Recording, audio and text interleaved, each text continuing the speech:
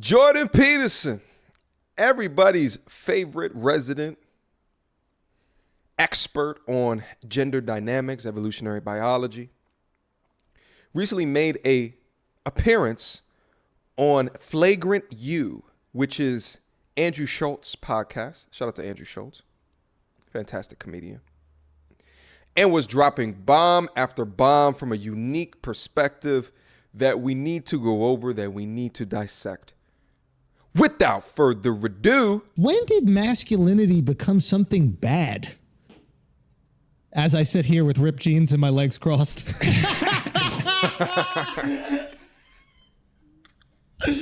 Maybe when all us men decided that we would accept that characterization of it. Yeah.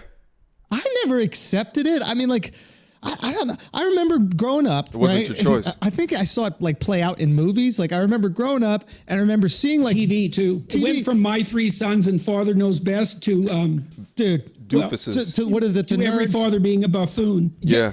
So I'm literally watching movies and I'm like, okay, Bruce Willis is saving the day, right? And then 90s, Bruce Willis is still saving the day. And then it's 2000s. I'm like, do we have nobody new here? Is Bruce Willis still the only man left saving the goddamn day?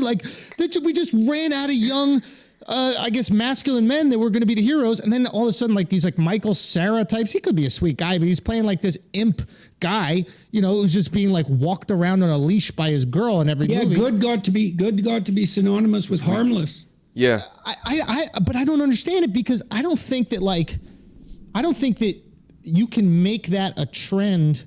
I can't speak on behalf of chicks, but I don't think that you can make chicks like beta males.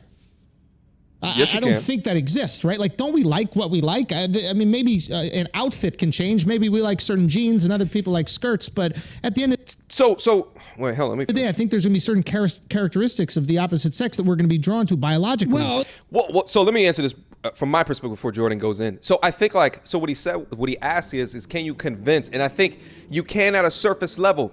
You can convince people of anything at a surface level, and then they will copy what it is that they're seeing into their words. But where we often see that falling short is their behavior, their actions after the words. For example, if you choose to confide your emotions within your significant other, I'm talking about all of your emotions, okay?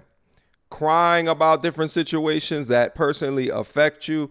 She may verbally tell you that that's what she wants, but her actions more often than not will tell you something different. And I think that every dude should understand that. Okay, I've said this before. Share your emotional BS with your boys as well as your mother, but from a significant other perspective, try not to lay into that. I think that, yes, you can get to a certain component of a relationship and it would have less of an effect. But if you're still in that dating and that courting phase, that's not something that they find particularly attractive, no matter how much that they say that they verbally want to hear everything that's on your mind, everything that you're going to. Share it with me, baby, please. I just want to support and nurture. Now you sharing it in the back of her mind. She's like, she doesn't even understand that she's saying, but the respect will drop. Okay, let's keep watching. Well, one of the ones you already discussed is competence. Anybody with any sense is going to prefer competence unless they want someone who's emasculated and is completely powerless. And because then they don't have to be afraid of them in some sense. I mean, they should be more afraid of them really. But, when you confuse competence with power, then you punish competence. And maybe then you become attracted to weakness because it's not authoritarian. It doesn't look like tyranny, but that's only because competence and power are confused in your mind. Competence and power. Yeah, there's this thing with power. Yeah, that's for sure. It's there's this claim that all of our institutions are based on power. It's no, they're not. Only when they're corrupt is that true. Has anybody that you've studied throughout history managed to obtain a significant amount of power and done the right thing with it? Well, I think most of our institutions that function reasonably well do that reasonably well, or had. We're all flawed, but there's a huge difference between Joseph Stalin and Franklin Roosevelt. Great answer. Yeah, a little bit. Yeah. So I mean, if you look at the Democratic West, all things considered, Yeah. the leadership has been okay to good, especially compared to absolutely catastrophically horrible, which is the alternative. Yeah. Yeah. Is it So, and yeah. we don't give our functional institutions the benefit of the doubt. And that doesn't mean they shouldn't be subject to criticism, but the idea that they're predicated on arbitrary power, and that's their essential nature, that's appalling. I wasn't being critical of the institutions. No, I know okay. you weren't. Yeah, I'm just curious about like a human's relation Well, to you have power. a car. Yeah. Does it work? Yeah. How often? Currently every time I use it.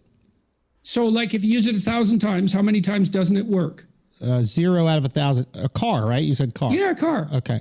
Yeah. Okay, well, that institution is doing pretty well. Yeah, because I'm Has a not. 99.9% success rate. I'm not How mad about at the flying? institutions. Yeah, have you crashed yet when you flew? I mean, I think you're jinxing me, but no. I No, have not. and they're so safe, it's just beyond comprehension. Yeah, no, I agree with you. I'm not upset at like institutions in that. I'm talking about like a human being that is compelled to power. Like I understand certain people being compelled to greatness. That's really cool. You see it in athletes. And what's right? the difference? What's the difference? I think there is as far a as difference. you're concerned? I think there is a difference because I think like once somebody accesses power, they don't necessarily need to be more great.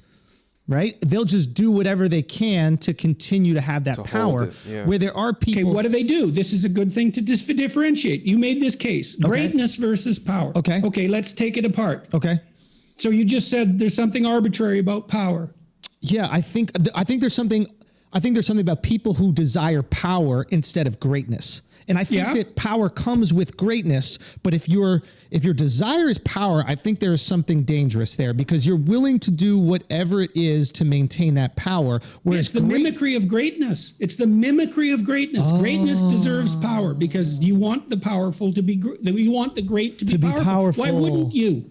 Oh, that's why we exalt these people that we believe are great. We want them to have it. They've earned it. Well, who else would you want to lead you? I mean, if they're good at doing something, why wouldn't you put them in the front? You want to be led with someone who isn't great? I mean, you think of all the times we spent as tribal hunters. Who do you put in charge? The best hunter, or perhaps the best hunter who's also the most generous. I think that this, so I let that play for a quick second because I think that it's profound what he just said because he deconstructed the argument in trying to understand, because what Andrew was trying to ask here is, what's the problem with power? Why does it seem is that there's a construct that's being put in place to diminish a man's powers? What really he's saying behind the actual words?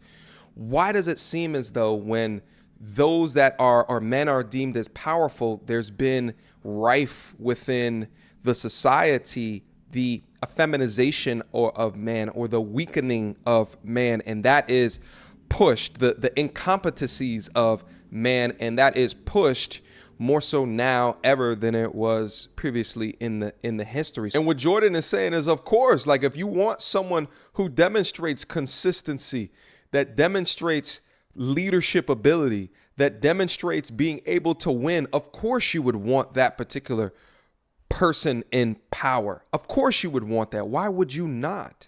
Okay.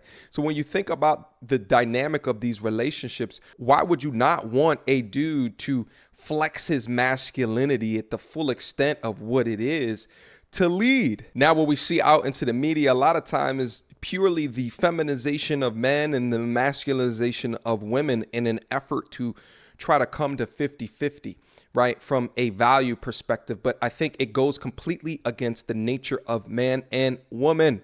I think it goes completely against our nature for a man to lead, to be assertive, for a woman to nurture, to be emotionally supportive, right? To be the reproducer while the man can be the producer. I think it goes against those evolutionary facts.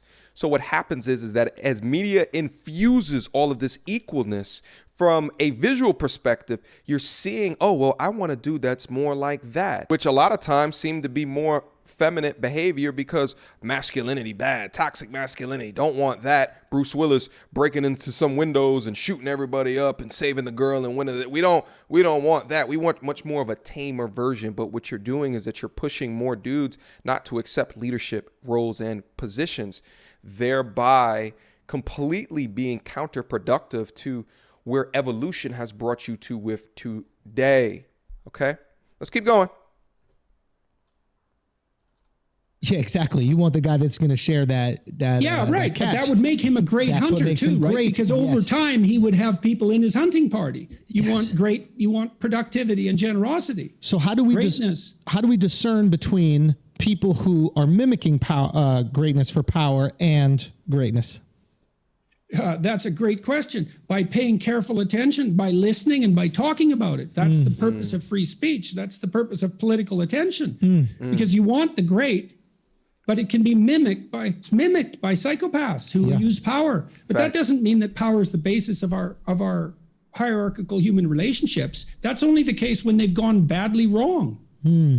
What do you mean by that? I mean, when a society is corrupt, then the powerful rule. When a society isn't corrupt, then the great have authority. That's not the same thing. And they're powerful. And confusing those. You asked why the beta male is now this object of attention. It's because we've confused great and powerful. And now we're so afraid of power that we're willing to dispense with greatness entirely, or even to question whether it exists. Bars. That's the attack on the meritocracy.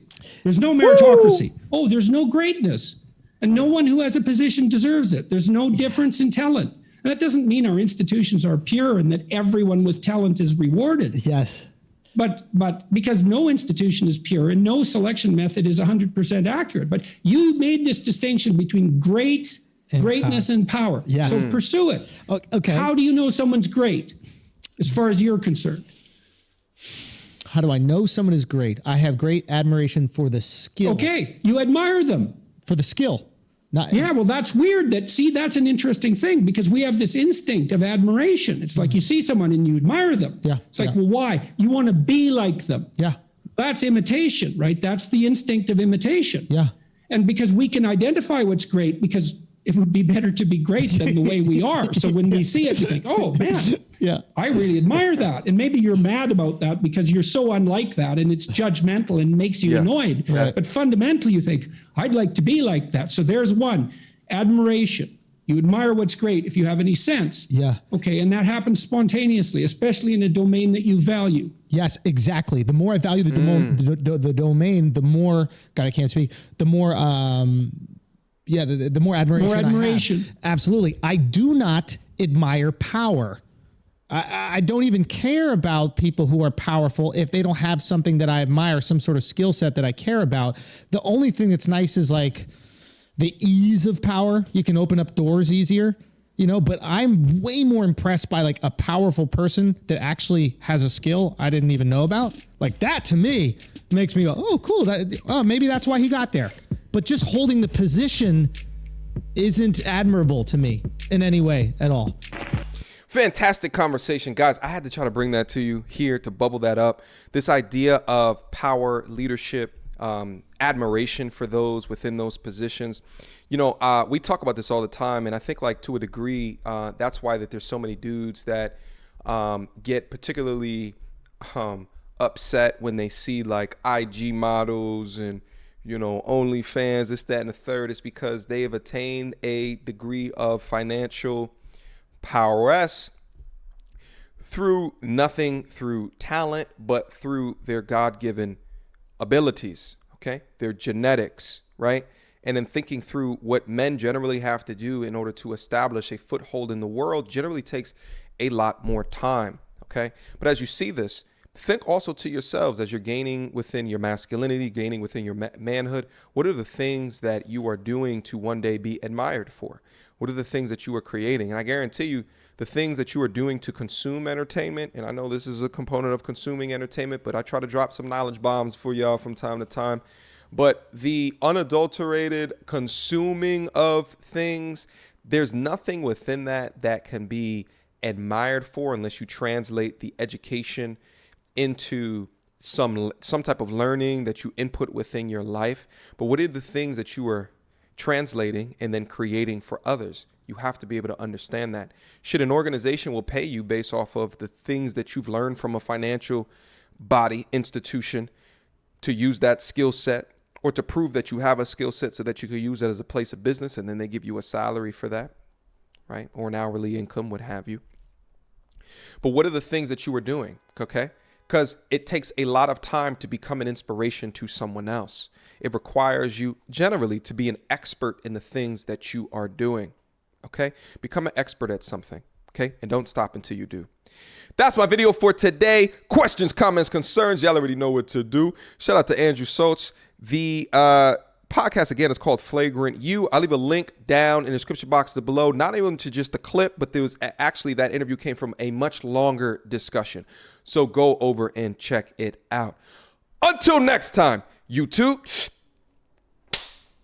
peace.